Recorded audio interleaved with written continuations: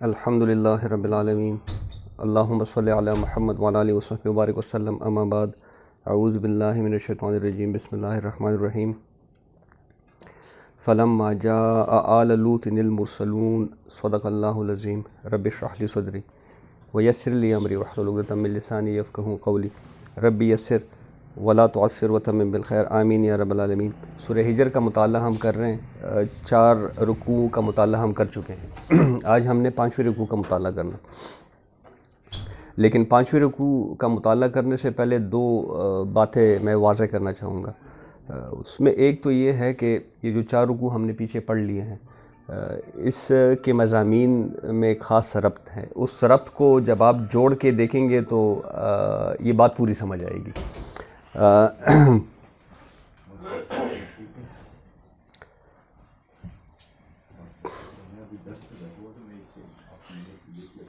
تو یہ 4 رکوع ہم نے پڑھ لیے، اس میں ایک ربط ہے، اس ربط کو سمجھنے کی ضرورت ہے۔ وہ ربط سمجھیں گے تو ہمیں مدعا سمجھ آئے گا۔ مدعا کیا ہے؟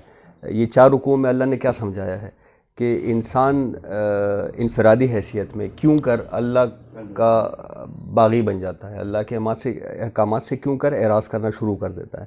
4 رکوع میں اصل میں اس کا ایک پورا بیک گراؤنڈ بتایا گیا ہے کہ آج انسان، ہم اپنی حالت کو دیکھ لیں، آج ہم کیوں اللہ سے بغاوت پہ اترے ہوئے ہیں، اور ہمیں کوئی بڑا کام بھی نظر نہیں آتا، مطلب کوئی بڑی بات ہی نہیں لگتی۔ تو یہ کیا فلسفہ ہے؟ یہ 4 رکوع میں ہم نے جو پڑھ لیا ہے، اس میں ایک ربط ہے، میں آپ کے سامنے اس کا خلاصہ بھی رکھوں گا۔ وہ ربط ہم جوڑیں گے تو ہم سمجھ جائیں گے کہ آخر کار انسان کیوں انفرادی حیثیت میں بغاوت پہ اتر آتا ہے۔ دوسری بات، آج ہم نے جو رکوع پڑھنا ہے، اس میں قوم لوط کی تباہی کا واقعہ آیا ہے۔ تو دوسری بات ہم نے یہ سمجھنی ہے کہ انفرادی طور پہ تو بغاوت ہو جاتی ہے، اس کے جو نتائج نکلتے ہیں اس پہ بھی آج بات کر لیں گے، لیکن یہ قوم کی تباہی کا فیصلہ کب ہوتا ہے؟ یہ اصل میں وہی تسلسل ہے۔ انفرادی حیثیت سے یہ بغاوت جب معاشرے کے اندر چلی جاتی ہے اور ایک حد تک پھیل جاتی ہے، تو پھر یہ ہے کہ اس کا نتیجہ یہ نکلتا ہے کہ قوم کی تباہی کا فیصلہ ہو جاتا ہے۔ تو دوسرا ہم نے اس پوائنٹ کو ذرا سمجھنا ہے۔ اچھا، پہلے نقطے کی طرف اگر آ جائیں کہ یہ انسان آخر کیوں کر بغاوت پہ اتر آتا ہے اللہ کے ساتھ، تو اس میں دیکھیں شروع میں ہی، سورت کی شروع میں ہی ہم نے ایک آیت پڑھی تھی جس میں کفار کا ایک قول نقل کیا گیا ہے کہ اے رسول صلی اللہ علیہ وسلم، اگر آپ واقعی سچے ہیں تو فرشتوں کو ہمارے سامنے کیوں نہیں لے کر آتے، کیوں نہیں پیش کرتے ہمارے سامنے؟ کیوں؟ وہ کہتے تھے کہ آپ خود ہی کہتے ہیں کہ میں بھی آپ کی طرح کی ایک بشر ہوں، تو یہ کیوں کر ہو جاتا ہے کہ آپ بھی بشر، ہم بھی بشر، آپ کی طرف فرشتے آتے ہیں، ہماری طرف نہیں آتے؟ یہ تو ہم نہیں مانتے، تو فرشتوں کو ہمارے سامنے لے کر آؤ۔ اب کہنے کو تو یہ ایک سوال ہے، ایک سادہ سا سوال ہے کہ بھئی آپ کو فرشتے نظر آتے ہیں، مجھے کیوں نظر نہیں آتے؟ یا نبی کی بات کو ڈینائی کرنے کے لیے ایک لیم ایکسکیوز آپ سمجھ لیں۔ لگتا تو ظاہراً ایسے ہیں، لیکن اس سوال کے اندر ایک شیطانی فلسفہ موجود ہے۔ اب اس فلسفے کو اللہ نے نہایت خوبصورتی کے ساتھ بیان کیا۔ یہ پیچھے ہم نے 4 رکوع پڑھ لیے ہیں، وہ یہ ہیں کہ ہم نے ایک رکوع الگ الگ پڑھا ہے، بڑی تفصیل کے ساتھ پڑھا ہے، تو الگ الگ رکوع میں جو مضامین ہیں اس کو تو ہم نے سمجھ لیا ہے۔ ان مضامین کے ربط پہ آج ہم نے بات کرنی ہے تاکہ وہ پورا مدعا سمجھ آ جائے کہ یہاں پہ بات کیسے آ کے پہنچ جاتی ہے۔ تو ہم دیکھتے ہیں کہ آغاز میں یہ سورت کا آغاز کس سے ہوتا ہے؟ قرآن حکیم کے ایک شاندار تعارف کے ساتھ ہوتا ہے کہ یہ قرآن ایک کتاب مبین ہے، یہ بالکل واضح کتاب ہے، یہ اپنا مدعا بالکل صاف صاف بیان کرتا ہے، اس میں شک والی کوئی بات نہیں ہے۔ اور جو لوگ اس کا انکار کر رہے ہیں وہ عن قریب اپنے اس رویے پر بہت افسوس کریں گے۔ یہاں سے بات شروع ہوئی۔ اب اس کے بعد اللہ تعالیٰ نے ذرا اپنا تعارف بھی کرایا ہے، بڑا مختصر قسم کا لیکن بڑا شاندار قسم کا، تاکہ مستظہر ہو جائے۔ مطلب اللہ کی شان مسلمان کو ویسی مستظہر رہنی چاہیے، لیکن یہ بات بتانے سے پہلے ایک دفعہ پھر اپنی شان مختصراً بتا دی ہے کہ ہم نے آسمان میں بروج بنائے ہیں۔ اب بروج پہ ہم نے بہت تفصیل سے بات کر لی کہ بروج کس کو کہتے ہیں۔ اب یعنی کہ کائنات میں ہم نے بروج بنائے، اور یہ جو بروج ہیں یہ کیا کرتے ہیں؟ یہ تمہاری حفاظت کا سامان کرتے ہیں۔ مطلب وہ ہم نے ایک پورا اس پہ شعب ثاقب سے کس طرح ہمیں یہ بروج بچاتے ہیں۔ اچھا، اس کے بعد میں نے تمہارے لیے زمین بنائی، رات اور دن کو بنایا، آسمان کو بنایا۔ اب دیکھیں نٹ شل میں یہ حیات دنیاوی کی ایک حقیقت بیان کر دی گئی، یعنی کہ ہمیں پتہ ہے کہ مبدأ حیات کیا ہے؟ پانی. اب آسمان سے کیا برستا ہے؟ پانی برستا ہے. مادہ تخلیق کیا ہے اس دنیا میں؟ جو بھی ہے مادہ تخلیق وہ مٹی ہے. ہاں، مٹی سے تخلیق ہوتی ہے زندگی کی، لیکن جب اس میں پانی مل جائے، مبدأ حیات مل جائے، اور یہ پروسیس چلتا کیسا ہے؟ دن اور رات کے بدلنے سے. یعنی کہ ہمارا جو یہ حیات دنیاوی کا نظام ہے، یہ سارا دن اور رات کے الٹ پیر سے چل رہا ہے. کیوں؟ یہ رات اور دن کا الٹ پیر ہوتا ہے تو نباتاتی زندگی وجود میں آتی ہے. نباتاتی زندگی ہے تو جانور ہے، جانور ہے تو انسان ہے. اب نباتاتی زندگی نہ ہو تو جانور کدھر سے آئیں گے؟ جانور نہ ہو تو انسان کا سوال ہی پیدا نہیں ہوتا. تو دیکھیں ان نٹ شیل 2-3 باتوں میں حیات دنیاوی کی زندگی پہ ایک روشنی ڈالی گئی. اچھا، اس کے بعد 2 مخلوقات کا ذکر ہوا. پہلے کلام اللہ کا ذکر ہوا کہ یہ بالکل واضح کلام ہے. پھر اللہ نے اپنا تعارف پیش کیا کہ میں کون ہوں. یہ کائنات ساری میں نے بنائی ہے، تمہاری زمین میں نے بنائی ہے، اور یہ ویسی بے مقصد میں نے نہیں بنائی. تمہیں میری طرف لوٹ کر آنا ہے، اور اس زندگی کا لازمی نتیجہ نکلنے والا ہے. اس کے بعد 2 مخلوقات کا ذکر ہوا. نمبر 1 فرشتوں کا ذکر، ملائکہ کا ذکر، اور ان کا کام کیا ہوتا ہے اس کی طرف بھی ایک اشارہ کر دیا گیا کہ اللہ کے احکامات اوپر سے نیچے لاتے ہیں، نیچے سے اوپر جاتے ہیں. یعنی کہ یہ آپ سمجھ لیں کہ یہ جو ملائکہ ہے یہ اللہ کی بیوروکریسی ہے، کائناتی نظام کو یہ سارا یہی فرشتے چلاتے ہیں. تو ان پہ بات ہوئی. اس کے بعد ایک اور مخلوق کا ذکر ہوا ہے، شیاطین کا، جنات کا. ان کو آگ کی لپٹ سے بنایا گیا، اور خاص کر ان کی ایک صفت پہ یہاں پہ بات کی گئی کہ یہ لطیف ہیں، بڑے لطیف ہیں اپنے وجود کے حوالے سے، اور کائنات میں کافی دور تک ان کی رسائی ہے. دوسرا ساتھ میں یہ بھی بتا دیا کہ چونکہ شیاطین جو کہ ناری مخلوق ہیں اور ملائکہ چونکہ نوری مخلوق ہیں، تو ان دونوں میں قرب پایا جاتا ہے، اور اس قرب کی وجہ سے شیاطین یا جنات نہ صرف ملائکہ کو دیکھ سکتے ہیں بلکہ ان سے کچھ چکنے کی بھی کوشش کرتے رہتے ہیں. اور جو یہ حرکت کر لیں جن، کیا ہوتا ہے اس کا ایک میزائل اس کا پیچھا کرتا ہے، پھر شہاب ثاقب اس کا پیچھا کرتا ہے.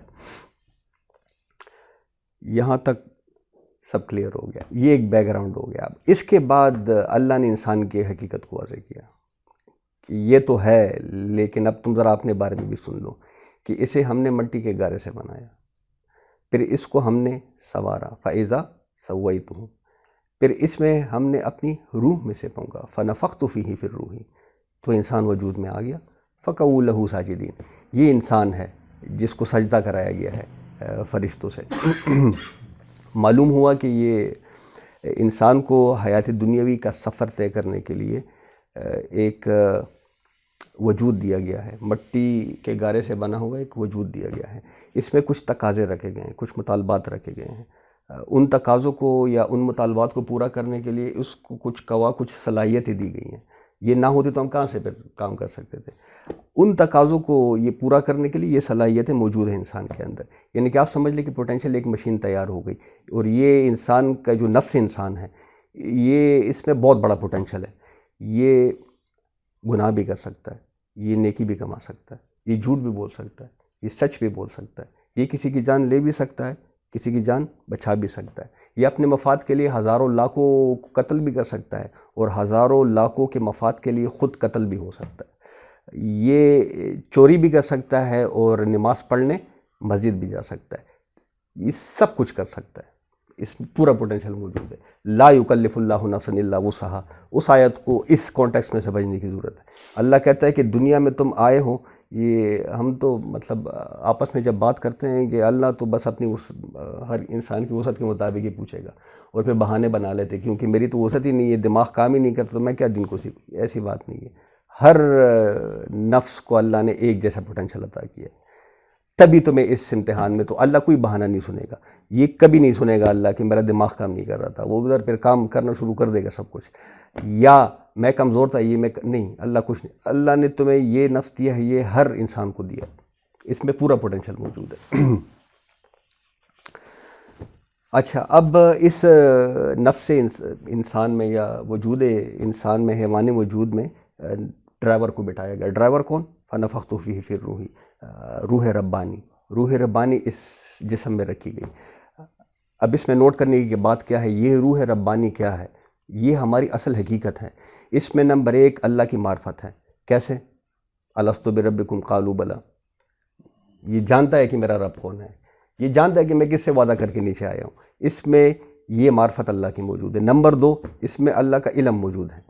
فَأَلْهَمَهَا فُجُورَهَا وَتَقْوَاهَا، یہ جو مورل لا ہمارے اندر لگا ہوا ہے کہ سچ بولنا چاہیے، جھوٹ نہیں بولنا چاہیے، بد اخلاقی نہیں کرنی چاہیے، اخلاق سے پیش، یہ مورل لا جو اندر کام کر رہا ہے، یہ کہاں سے یہ علم ہم نے حاصل کیا؟ یہ اللہ کا ودیت کرتا ہے۔ فَأَلْهَمَهَا فُجُورَهَا وَتَقْوَاهَا، دو چیزیں ہو گئی، اللہ کی معرفت، اللہ کے علم۔ نمبر تین، اس میں اللہ کی محبت ہے۔ وہ کیسے؟ الا بذکر اللہ تطمئن القلوب، یہ اللہ کہتا ہے کہ یہ دلوں کے اطمینان کیسے ملتا ہے؟ میرے ذکر سے، کیونکہ اللہ سے ہمیں محبت وہ اس روح کے اندر چھپی ہوئی ہے۔ اور سب سے بڑھ کر اس روح سارا کانٹیکٹس بتا کے یہ دیکھیں پچھلے جو ہم نے 4 رکوع پڑھے، میں ان کی سمری آپ کو بتا رہا ہوں، یہ ہم نے پڑھا ہوا ہے، آپ کے ذہن میں مستحضر ہو جانا چاہیے۔ تو اتنا سمجھا کے اب روشنی ڈالی گئی اس بنیادی وجہ پر جس کی وجہ سے انسان اللہ سے بغاوت پر اتر آتا ہے، اللہ کے کلام کا انکار کرتا ہے، اللہ کے احکامات کا انکار کر لیتا ہے۔ اور اس مقصد کے تحت آدم و ابلیس کا قصہ ایک مخصوص انداز میں بیان کیا گیا۔ میں نے آپ کے سامنے بات رکھی تھی کہ آدم و ابلیس کا قصہ 7 دفعہ قرآن میں بیان کیا گیا ہے، لیکن ہر جگہ پہ بیان کرنے کی جہت کچھ اور ہے، آپ پرسپیکٹیو کچھ اور ہے۔ آپ جب بھی پڑھیں گے اس میں سے ایک نئی جہت، ایک نئی ڈائمنشن آپ کو ملے گی۔ اب یہاں پہ جس انداز میں بیان کیا گیا ہے ابلیس اور آدم کا قصہ، وہ یہ کہ انسان کو خلافت کا فریضہ عطا کیا گیا۔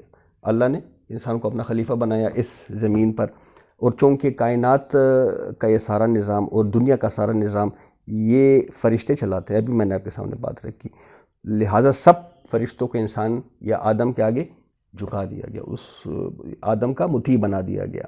اور یہی نہیں، تمام حشرات الارض کو بھی انسان کے لیے مسخر کر دیا گیا۔ یہ ہم زمین میں ہل چلاتے ہیں، زمین نہ چاہے تو اللہ ہے کہ ہم ہل چلا سکیں، سب چیزوں کو ہمارے لیے مسخر کیا۔ اب گائیں بیس کا ہم استعمال کرتے ہیں، اللہ نہ چاہے تو وہ اللہ ہے کہ ہم کر سکیں۔ تو سب چیزوں کو ہمارے لیے مسخر کیا گیا ہے کہ سب انسان کی مطیع ہے، اطاعت کرنی ہے انسان کی۔ البتہ ایک ناہنجار مخلوق نے انسان کی اطاعت کرنے سے انکار کر دیا۔ وہ کون صاحب ہے؟ وہ ابلیس صاحب ہے۔ اس نے صاف انکار کر دیا کہ میں اس کی اطاعت نہیں کروں گا، اور اس کے اطاعت سے انکار کی وجہ کیا بنی؟ تکبر، انا خیر منہ، میں اس سے بہتر ہوں۔ اور تکبر کس درجے کا کہ خود کو انسان سے بہتر تو قرار دے ہی دیا، اس کے ساتھ ساتھ خود کو اللہ کے حکم سے بھی بہتر جانا۔ اللہ کیا فرماتا ہے اس کے بارے میں؟ یہ تو شیطان کہتا ہے کہ انا خیر منہ، اللہ اس کے بارے میں واستکبر، اس نے استکبار کیا، اس نے بڑا بننا چاہا، مطلب بڑا بنا تو نہیں لیکن اس نے بڑا بننا چاہا۔ کس سے بڑا؟ اللہ سے بڑا بننا چاہا، نعوذ باللہ، اللہ کی بات سے بڑا بننا چاہا۔ اب اس نافرمانی پہ اللہ نے اس کو مردود کر دیا کہ نکلو یہاں سے پھر۔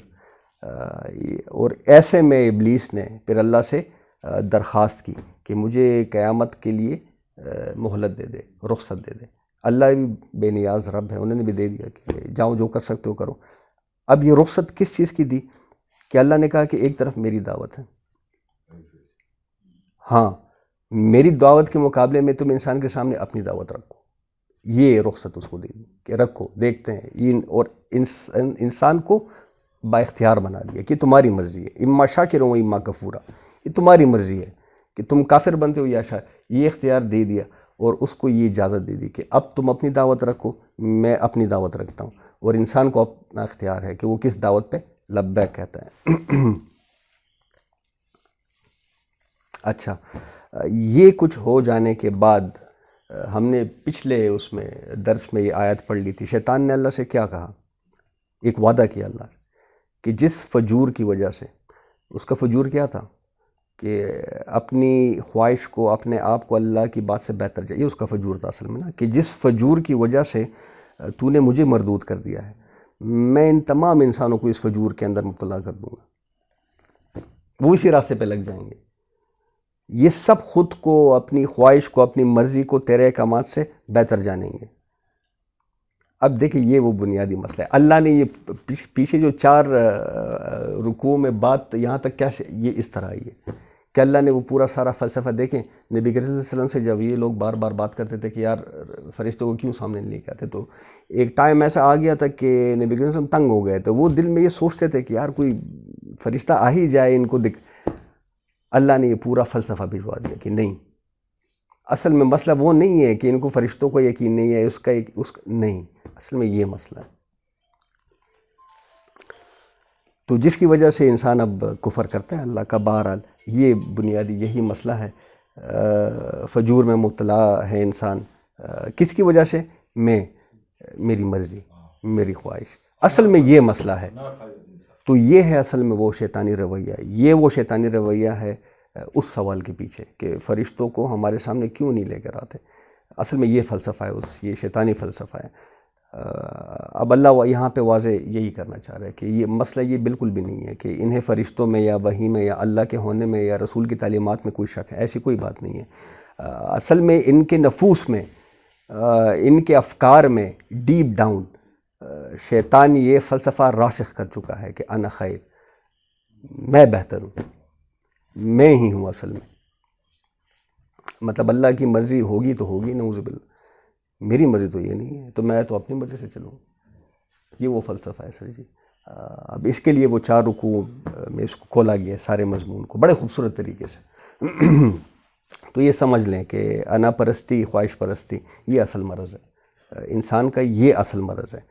اور اس سے آگے پھر اللہ کہتا ہے کہ یہ فرشتے کی رٹ اب چھوڑو، فرشتے آ جائیں گے، جب انہوں نے آنا ہوگا وہ حق کے ساتھ آ جائیں گے، یہ رٹ چھوڑو، تم اپنے اس اصل مرض پہ ذرا غور کرو، اپنے اس رویے پہ ذرا غور کرو، اس کو درست کرو، نہیں تو کیا ہوگا؟ مسئلہ ہوگا۔ اب دیکھیں یہ وہ 4 رکوعوں کا ایک میں نے خلاصہ آپ کے سامنے رکھ دیا۔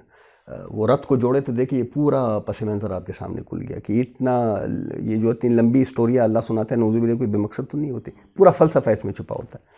اچھا، اب اس رکوع میں بات کو کچھ آگے لے جایا جا رہا ہے کہ ایک تو انفرادی بغاوت ہو گئی، اب اگلے رکوع میں قوم لوط اور ان کی تباہی کا واقعہ بیان کیا جا رہا ہے، یعنی کہ انفرادی حیثیت سے بات کو اجتماعی حیثیت پہ لے جایا جا رہا ہے، معاشرتی سطح پہ لے کے جایا جا رہا ہے۔ تو اس میں اب سوال اٹھتا ہے کہ وہ کون سا وقت ہوتا ہے جب قوم کی تباہی کا فیصلہ اللہ کر لیتا ہے؟ ہاں، جب قوم کو نسیم منسیہ ہونے کا فیصلہ کیا جاتا ہے، تو یہ کب ہوتا ہے؟ یہ اللہ کا کیا قانون ہے؟ تو یہ نوٹ کر لیں کہ قوم کی تباہی کے ضمن میں اللہ کا ایک ہی قانون ہے، اللہ کی ایک ہی سنت ہے، اور یہ سنت یہی رہی ہے، یہی رہے گی۔ اب اس کو ذرا سمجھنا چاہیے وہ کیا سنت ہے، یہ موقع کب آتا ہے۔ اب دیکھیں قرآن میں جا بجا آپ کو اس کا مطلب تذکرہ ملے گا کہ مطلب کب کسی قوم کے اس کا فیصلہ ہوتا ہے۔ البتہ اس دن نوید عباسی صاحب آئے تھے، انہوں نے سورہ شمس کے ضمن میں اس حقیقت کو واضح کیا اور بڑے خوب طریقے سے کیا۔ میں اس کا ایک خلاصہ آپ کے سامنے رکھتا ہوں کہ انہوں نے کیا اصل میں یہ اصل میں اسی طرف بات کو لے جایا گیا ہے کہ دیکھیں سورہ شمس پہ ذرا غور کریں۔ اس کے آغاز میں 8 قسمیں کہی گئی ہیں، وَالشَّمْسِ وَالضُّحَاهَا وَالْقَمَرِ إِذَا تَلَاهَا وَالنَّهَارِ إِذَا جَلَّاهَا وَاللَّيْلِ إِذَا يَغْشَاهَا وَالسَّمَاءِ وَمَا بَنَاهَا وَنَفْسٍ وَمَا سَوَّاهَا، 8 قسمیں کہی گئی ہیں۔ اچھا، یہ جن چیزوں پر قسمیں کہی گئی ہیں سب آپس میں متضاد، یعنی کہ دن ہے تو رات ہے، تو آسمان ہے تو زمین ہے، تو سورج ہے تو چاند ہے، اور خیر ہے تو شر ہے، مطلب جن چیزوں پہ قسمیں کہیں گی وہ سب آپس میں متضاد ہیں۔ لیکن اس تضاد میں 3 حکمتیں ہیں، اس کو سمجھنا چاہیے۔ نمبر 1، یہ تضاد ایسا نہیں ہے کہ یہ چیزیں ایک دوسرے کو ڈینائی کرتی ہے، نہیں، بلکہ دونوں ایک دوسری کے ضد بن کر ایک دوسرے کو واضح کرتی ہے۔ یعنی کہ دن کو واضح کیا چیز کرتی ہے؟ رات ہوئی نہ تو ہمیں کیا پتہ کہ یہ دن ہے کہ کیا ہے، تو یہ دن رات کا ہونا ایک دوسرے کو واضح کرنے کے مترادف ہے۔ اسی طرح یہ نر اور اس کو تو چلے چھوڑیں، میل اور فیمیل کو تو چھوڑیں، یہ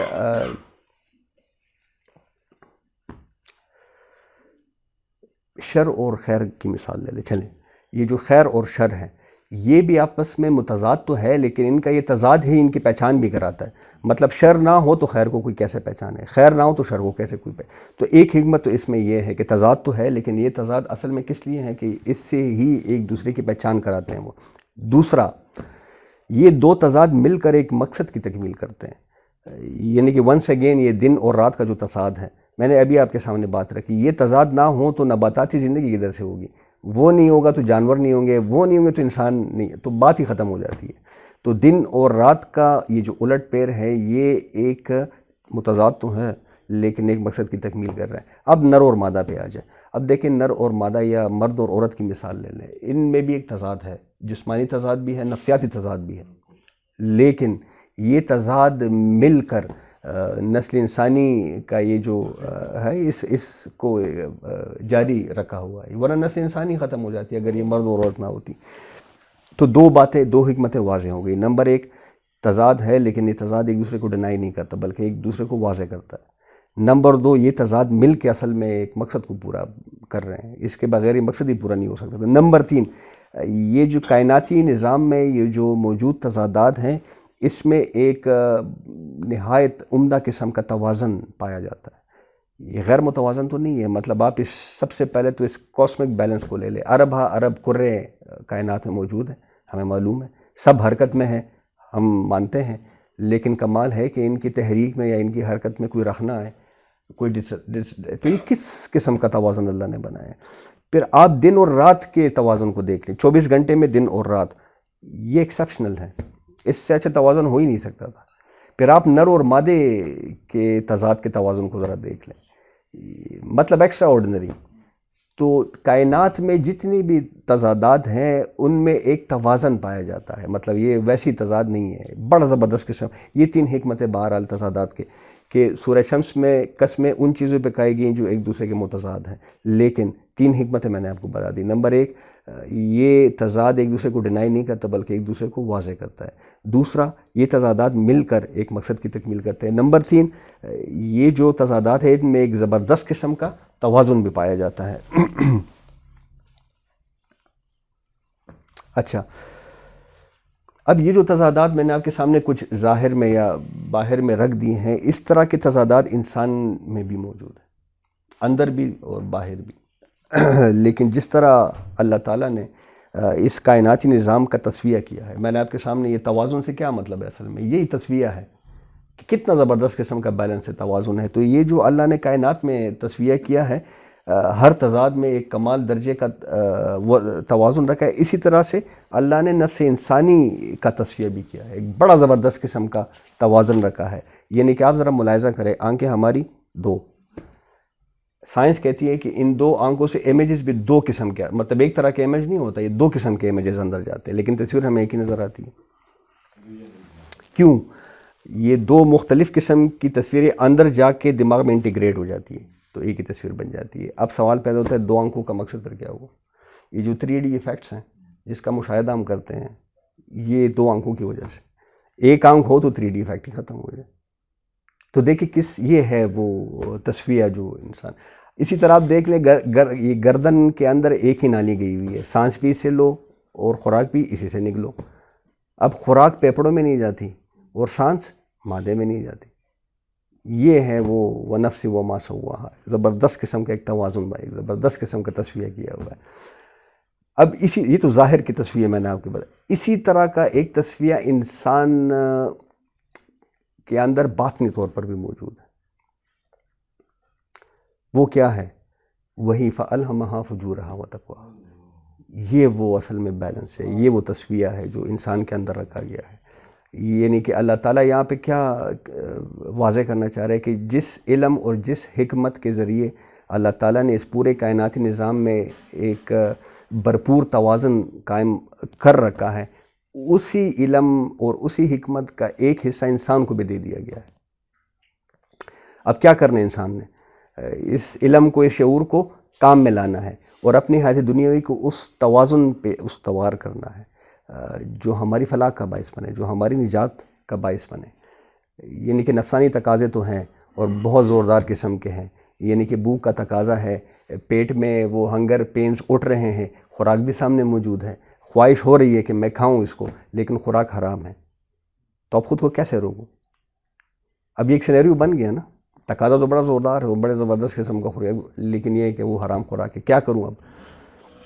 تو یہ ہے کہ پہلے تو یہ سمجھ لے کہ یہ جو نفسانی تقاضا ہے، یہ مطلب کیا ہے؟ یہ نفسانی تقاضا جب اٹھتا ہے تو یہ ایک ٹینشن ڈیولپ کرتا ہے، ہمارے قوا پر، ہمارے حواس پر ایک ٹینشن کریٹ کرتا ہے، اور اس کا لازمی نتیجہ کیا نکلتا ہے؟ پہلا نتیجہ کہ ہم ذہنی دباؤ میں آ جاتے ہیں، مینٹل سٹریس جس کو کہتے ہیں۔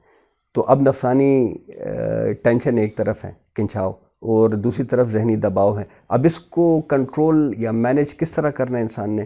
اپنی خودی کے زور پہ، اپنی ول پاور کے زور پہ، اپنی انا۔ اور یہ کیا چیز؟ یہ وہی شعور ہے، یہ وہی علم ہے جو نفس انسانی میں ودیت کر دیا گیا ہے اس کو انسان بنانے کے لیے، وہی اللہ کا جو علم ہے۔ تو اپنی خودی اور اپنی ول پاور کو مضبوط بنانا ہے، اپنے شعور کو کام میں لانا ہے، اس ریویلڈ نالج کو جو اوپر سے آیا ہے اس کو کام میں لانا ہے، اپنے تقاضوں کو، اپنے جذبات کو سٹریم لائن کرنا ہے۔ یعنی کہ تقاضوں کو پورا کرنا ہے، اللہ یہ نہیں کہتا کہ تقاضوں کو پورا مت کرو، پورا کرنا ہے لیکن حرام سے بچتے ہوئے۔ ہماری جو جذبات ہے اس کو تکمیل تک پہنچانا ہے۔ اللہ یہ نہیں کہتا کہ جذبات کو مار دو، نہیں، جذبات کو تکمیل تک پہنچاؤ، لیکن اللہ کے احکامات کی روشنی میں، اس سے ادھر ادھر نہیں ہونا۔ تو یہ ہے وہ اللہ کا جو بنایا ہوا توازن جو انسان سے ایکسپیکٹ کیا جا رہا ہے کہ اس توازن پہ تم نے اپنی زندگی کو کھڑا کرنا ہے۔ اور اسی کو قد افلح من زکاہا، وہ سورہ شمس میں جو قد افلح من زکاہا کا ہے وہ یہی ہے کہ یہ تزکیہ، یہ توازن تم سے مطلوب ہے، تم نے اسی پہ کرنا ہے۔ اور اگر یہ نفس بے قابو ہو جائے آپ کے خیال میں، مطلب وہ ہماری خودی کو یا ہماری ول پاور کو ٹیک اوور کر لے، تو کیا ہو جاتا ہے؟ فسق و فجور والا معاملہ ہو جاتا ہے۔ فجور یا فجر کس کو کہتے ہیں؟ پھٹ پڑنے کو۔ تو یہ نفس پھٹ پڑتا ہے، اللہ کے حدود کو پھاڑ دیتا ہے، اس سے پھاڑ نکلتا ہے۔ اور اب وہ جو تناؤ جو میں نے آپ کے سامنے بات رکھی، نفسانی تناؤ یا ذہنی دباؤ، اب وہ ریلیز تو ہو رہا ہے، لیکن کس طریقے سے؟ اپنی خواہش کی تکمیل سے اب ریلیز ہو رہا ہے۔ اور اس کو قرآن کہتا ہے وَقَدْ خَابَ مَنْ دَسَّاهَا، جس نے اپنے خواہش کے مطابق ٹینشن کو ریلیز کیا وہ دب گیا۔ اس نے کس کو دبایا؟ اصل میں اس نے نیکی کو دبایا، اس نے وہ خیر کی آواز کو دبا دی۔ اس کو روکنا ہے، انسان سے یہی مطالبہ کیا جا رہا ہے کہ قد افلح من زکاہا کو ابارنا ہے، قد خاب من دساہا کو روکنا ہے۔ یعنی جس طرح آفاقی تضادات مل کر اب بات کو کنکلوڈ کیا جا رہا ہے کہ فطرت کے مقاصد کی تعمیل کرتے ہیں، یہ تضادات مل کر فطرت کی تکمیل اصل میں کر رہے ہیں۔ اسی طرح تمہارے اندر یہ جو تضادات موجود ہیں، خیر کے دائیات بھی ہیں، شر کے دائیات بھی ہیں، یعنی کہ ایک طرف نفس امارہ ہے، نفس امارہ یہی جو ہمارے تقاضے، ہماری خواہشات، یہ نفس امارہ ہے جو برائی کی طرف انسان کو کھینچتے ہیں۔ تو دوسری طرف نفس لوامہ بھی ہے جو روح ملکوت سے بہرحال عبارت ہیں، اور جس طرح خارج میں چیزیں مل جل کر کام کرتی ہیں، یہ تضادات مل جل کر کام کرتے ہیں، اسی طرح انسان کی ترقی اور انسان کا جو احسن تکوین پہ پہنچنے کا جو رستہ ہے، اور نفس مطمئنہ کا جو مقام ہے وہ حاصل کرنا ہے انہی باطنی تضادات کو ملا جلا کر۔ بس یہ اس کا مدعا ہے، یہ سورہ شمس کا۔ کیسے قد افلح من زکاہا وہ بتا ہی دیا۔ اب دیکھیں قد افلح من زکاہا، فلاح کا مطلب کیا ہے؟ فلاح کا مطلب، فلاح کا مطلب پھاڑنا، فلاح سے افلاح بنا۔ اس کا کیا مطلب ہے؟ پھاڑ نکالنا، کھود نکالنا، برآمد کرنا، کام نکال لینا۔ قد افلح المؤمنون، کام نکال لے گئے کون؟ اہل ایمان۔ یہاں پہ فرمایا جا رہا ہے سورہ شمس میں قد افلح من زکاہا، کام نکال لے گئے کون؟ جس نے زکاہا کیا۔ اب زکاہا کا کیا؟ زکا یزکی سے کیا مراد ہے؟ اس کے عربی لغت میں دو مفہوم شامل ہیں اس کے معنی میں، دھول صاف کرنا، چاند ٹپک کرنا، کسی چیز کو صاف کرنا، نمبر ایک۔ نمبر دو، نشو نما کرنا، پروان چڑھانا کسی چیز کو، یعنی کسی شے کو اس انداز سے پروان چڑھایا جائے کہ اس میں موجود جو امپیورٹیز ہیں، جو ملاوٹ ہے، اس کو صاف کیا جائے۔ اس طریقے سے کسی چیز کو پروان چڑھانا، یعنی کہ آپ سونے کو سونے کے اور سے نکالا جاتا ہے، تو سونے کے اور کو صاف کیا جاتا ہے، امپیورٹیز ہٹائے، اس سے پھر آپ یہ ہے کہ سونا برآمد کرتے ہیں۔ لیکن تزکیہ کا جو زبردست مثال ہے وہ باغ کے مالی کی ہے۔ مطلب تزکیہ جو عربی لغت میں جو معنی بتاتا ہے تزکیہ کا، اس کی مثال سب سے بڑھ کر کیا ہے؟ باغ کا مالی۔ کیا کرتا ہے باغ کا مالی؟ ہاں، وہ اپنا پودا لگاتا ہے تو پھر اس کے بعد کیا کرتا ہے؟ اسی طرح نہیں چھوڑ دیتا، گن جان جنکاڑ اس سے صاف کرتا رہتا ہے۔ کیوں؟ کیونکہ ماحول میں جتنی بھی قوت ہے، جتنی بھی توانائی ہے، سب کے سب اس کو ملے۔ اور کسی چیز کو نہ ملے. تو تزکیہ اسی کو کہتے ہیں. اصل میں ہم نے اپنے نفس کے ساتھ اصل میں یہ کرنا ہے. یعنی کہ انسان مرکب ہے. آپ کے سامنے ایک بات آ گئی.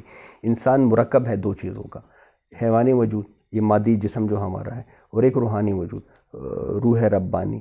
لیکن مسئلہ یہ ہے کہ یہ روح ربانی جو ہے یہ اس حیوانی وجود کے اندر ایمبیڈڈ ہے، لپٹی ہوئی ہے.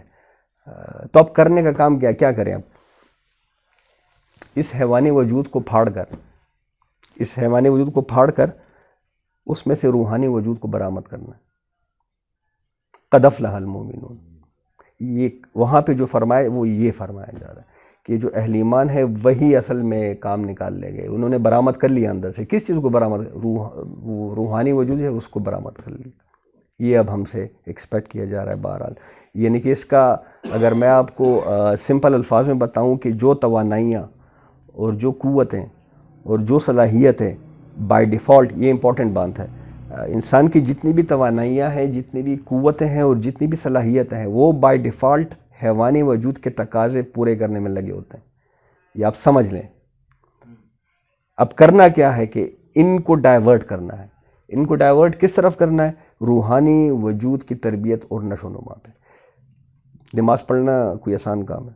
نہیں. قرآن سیکھنا کوئی آسان کام ہے؟ نہیں. مال کو ویسے ہی چھوڑ دینا کوئی آسان کام ہے؟ اللہ کے بڑا مشکل.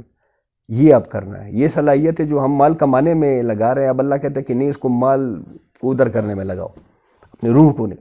اب یہ وہ بات ہے جو سورہ شمس میں اصل میں بتائی گئی ہے. جس طرح دیکھیں آم کی گٹھلی کو زمین میں دبایا جاتا ہے تو کیا ہوتا ہے؟ وہ گٹھلی پھٹتی ہے، دو پتیاں نکلتی ہیں، پھر اس کی نشو و نما ہوتی ہے. تو مالی نے اگر خیال رکھا تو زبردست درخت اگائے گا، لیکن اگر جان جنکار بھی ساتھ میں تو وہ ایک جنگلی پودا بن کے رہ جائے گا، اس سے زیادہ کچھ نہیں ہوگا. یہی حال ہمارے آم کی گٹھلی تو اندر کر دی ہے، اب اس کو جان جنکار کو صاف کرنا، اس کا تزکیہ کرنا، یہ ہمارے ذمہ لگا ہوا ہے.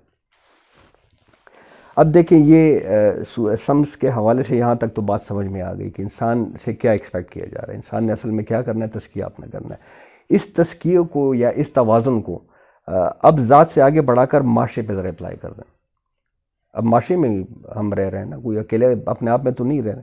تو جس طرح انسان کے اندر آپ دیکھیں گے خیر اور شر کے داعیات موجود ہیں، جس میں ایک توازن پیدا کرنا پڑتا ہے، جس کا ایک تزکیہ کرنا پڑتا ہے، اور وہ تزکیہ کیا ہے کہ شر کو دبانا ہے اور خیر کو ابھارنا ہے.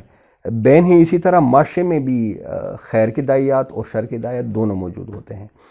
اب اس میں توازن کو کیسے قائم کیا جائے گا؟ اللہ کے احکامات کے روشنی میں امر بالمعروف اور نہی عن المنکر کر کے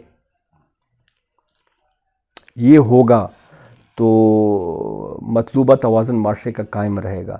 اور اگر یہ نہیں ہوگا، اگر معاشرے کا توازن بگڑ گیا تو پھر کیا ہوگا؟ تو ابھی وہ سمود کے قوم کا قصہ پڑھنے لگے تو پھر یہ ہوگا، پھر نسیم منسیہ ہوگا. یعنی کہ وہی یہ جو مطلب ایسا معاشرہ جس میں توازن قائم نہ ہو، مطلب اس توازن کو اگنور کر دیا گیا ہو. جس طرح آج کے میں جو باتیں کر رہا ہوں یہ آج کے معاشرے پہ بالکل اپلائی ہو رہی ہیں کہ ایسا معاشرہ جس میں مطلوبہ توازن قائم نہ ہو، یعنی کہ اس توازن کو اگنور کر دیا گیا ہو، یعنی کہ شر نے سر اٹھایا اور امر بالمعروف اور نہی عن المنکر نہیں کیا گیا، خیر کو ابھارنے کے بجائے دبایا گیا. آج یہ ہو رہا ہے کہ نہیں ہو رہا؟ اور شر کو دبانے کے بجائے اس کو سپورٹ کیا گیا، اس کو ابھارا گیا. یہ ہو رہا ہے کہ ہو رہا؟ تو یہ جب ہونے لگے تو اس کا نتیجہ فدمدم علیہم. سورہ شمس میں کیا فرمایا؟ فدمدم علیہم. یہ دمدمہ کا لفظ اپنے آپ میں ایک فلسفہ ہے. یہ دمادم اس سے ہی نکلا ہے، مطلب مسلسل ایک عذاب کا کیا کہتے ہیں چٹا، پھر دوسرا، اور اس کے بعد تیسرا، مسلسل عذاب. یہ نتیجہ نسیم منسیہ. یعنی کہ جو قوم یہ اب وہ سورہ شمس کے آخر میں یہ بات آ کے سمجھ آتی ہے کہ جو قوم امر بالمعروف اور نہی عن المنکر سے اعراض کر لے، اس کا نتیجہ کیا؟ قوم کی ہلاکت. یہ اللہ کی وہ سنت ہے جس کو ابھی آگے اس 5 رکوع میں بیان، یہی اللہ کا قانونی فطرت ہے. بہرحال دیکھیں ذاتی حیثیت میں زکاہا یا دساہا، اس کا جو نتیجہ ہے اس کا ظہور قیامت کے دن ہوگا ذاتی حیثیت میں. لیکن بحیثیت اجتماعیت، بحیثیت عوام، بحیثیت قوم اگر دساہا والا معاملہ ہے، یعنی کہ امر بالسوء تو ہو رہا ہے اور نہی عن المنکر نہیں ہو رہا، تو اس کا نتیجہ اسی حیات دنیاوی میں نکل آتا ہے۔ اور کیسے نکلتا ہے؟ نسیہ منسیہ، ہلاک کر دی جاتی ہے۔ تو بہرحال دو چیزیں آپ کے سامنے واضح ہو گئی۔ ایک تو یہ ہے کہ 4 رکوع جو ہم نے پڑھ لی، اس کے خلاصہ میں نے آپ کے سامنے رکھ دیا۔ اس کا خلاصہ کیا تھا کہ انسان انفرادی حیثیت میں کیوں کر اللہ کا باغی بن جاتا ہے۔ دوسرا ایک پوائنٹ میں نے آپ کے سامنے رکھا کہ یہ بغاوت جب انفرادیت سے بڑھ کر قوم میں چلی جائے، اجتماعیت میں چلی جائے، یہ منافقت جب ادھر بھی پہنچ جائے تو اس کا کیا نتیجہ نکلتا ہے، وہ بھی میں نے آپ کے سامنے رکھ دیا۔ اس میں سے ایک اور بات بھی جو کیچ کرنے کی ہے وہ بھی ذرا سن لیں کہ یہ آپ کے سامنے ایک بات آ گئی کہ خیر بھی ہے شر بھی ہے، اور ان دونوں کے امتزاج سے، ان دونوں میں ایک توازن قائم کر کے ہم نے اپنے اصل مقام تک پہنچنا ہے، یعنی کہ خیر کو ابھار کر شر کو دبا کر، یہ توازن ہے اصل میں، ایک کو دبانا ہے ایک کو ابھارنا۔ یہ ہمیں کہاں پہ لے جائے گا؟ احسن تقویم پہ، جو فطری طور پہ ہماری منزل ہے۔ تو کیا مطلب ہوا کہ شر کا موجود ہونا یہ بہتر ہے، یہ اصل میں ہمارے اصل مکان تک پہنچنے کے لیے یہی ذریعہ ہے۔ یہ نہ ہوتا تو ہم کدھر سے پہنچتے اپنے اس مقام؟ تو شر سے گھبرانا نہیں ہے، شر کو ٹیکل کرنا ہے، شر کا مقابلہ کرنا ہے۔ وہ جو علامہ اقبال صاحب فرماتے ہیں کہ تند یہ بادی مخالف سے نہ گھبرا اے عقاب، یہ تو چلتی ہے تجھے اونچا اڑانے کے لیے۔ یہ شر جو ہے یہی ہمارے لیے اپرچونٹی ہے اپنے صحیح مقام تک پہنچنے کی، لیکن اس کو دبا کر اگر اس کو ابھار دیا شر کو، پھر اس کا بڑا الٹا نتیجہ نکلے گا۔ ایسا نہیں ہے جو کہ مشکلات کے بعد وہی بندے نکلتے ہیں جس کو مشکلات آتی ہیں، ہاں وہی مقامات مختلف مشکلات آئیں، ایسا ہی ہے۔ بہرحال ایک تمہید میں نے آپ کے سامنے رکھ دی، امید ہے آپ کے سامنے مضمون ذرا واضح ہو گیا ہوگا۔ لمبی تھی تمہید مگر ضروری تھی۔ اب آئیے اپنے مطالعے کا آغاز کرتے، جس میں اللہ کی وہی سنت، میں نے ایک اللہ کی سنت آپ کے سامنے رکھی کہ کسی قوم کو تباہ کرنے کا فیصلہ کب کیا جاتا ہے۔ اب اسی سنت کی وضاحت ہو رہی ہے۔ آگے قوم لوط کا قصہ آ رہا ہے۔ بسم اللہ الرحمن الرحیم۔ فلما جاء آل لوط المرسلون، تو جب یہ فرستادے، یہ اللہ کے بھیجے ہوئے، یہ ایلچی لوط علیہ السلام کے ہاں پہنچے۔ کیسے پہنچے اس کی تفصیل ہم سورہ ہود میں پڑھ چکے ہیں۔ قال انکم قوم منکرون، تو لوط علیہ السلام نے کہا کہ آپ لوگ کچھ اجنبی سے معلوم ہو رہے ہیں۔ اب یہاں پہ دیکھیں ونس اگین بات مختصراً کی گئی، تفصیل ہم نے سورہ ہود میں پڑھ لی تھی کہ وہ سخت پریشان ہو گئے تھے مہمانوں کو دیکھ کے، دل ان کا سخت تنگ ہو گیا تھا۔ کیوں؟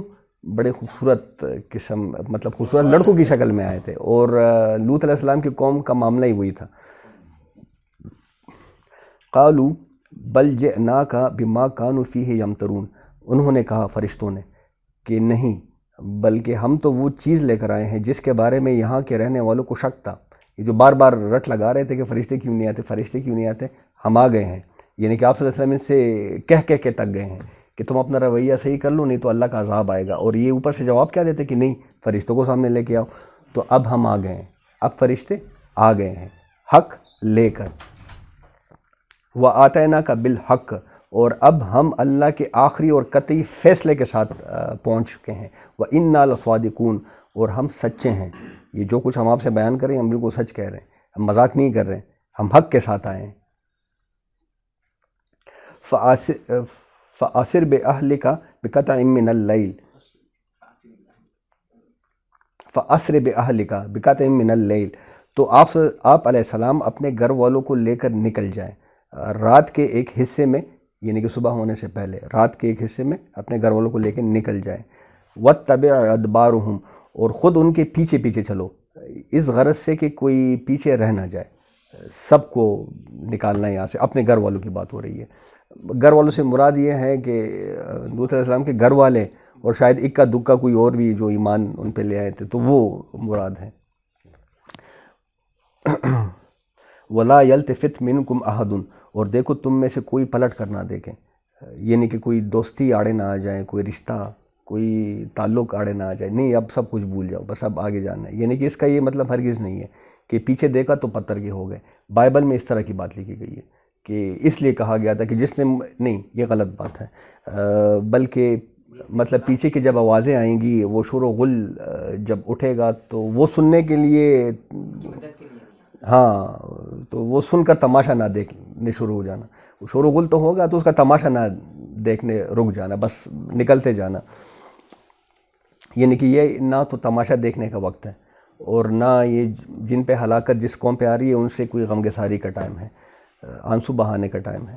اور تمہارا رکنا کہیں تمہیں اس وہ جو ہلاکت خیزی بہرحال اللہ کا عذاب تھا، تو اس عذاب سے تمہیں کوئی نقصان نہ پہنچے.